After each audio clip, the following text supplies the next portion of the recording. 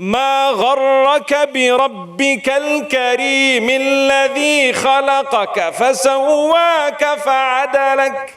What has deceived you against your own maker, your Lord, the one who shaped you, the one who gave you your identity?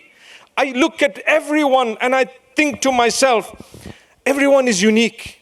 We have an iris from Adam alayhi salam to the end. It will never be repeated.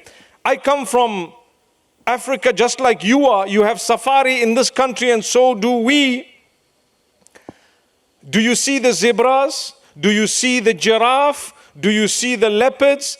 Did you know that there are no two animals with exactly the same stripes, exactly the same spots, exactly the same hair and the way it actually grows? In fact, you and I, if I were to shave myself like I did in Umrah a few days ago, and you look at exactly how my hair grows on my head, and you made a print of the way it grows, no two people have exactly the same.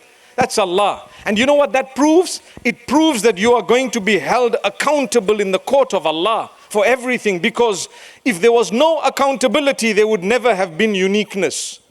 There would never be uniqueness. DNA, what is it? Unique. Why?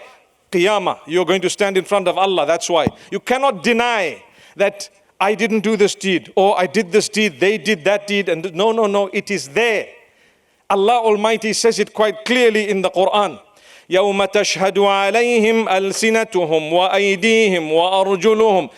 On that day, the tongues will bear witness, the hands will bear witness, the legs will bear witness. Against whom? Against you and I. May Allah make those bear witness for us rather than against us. Why?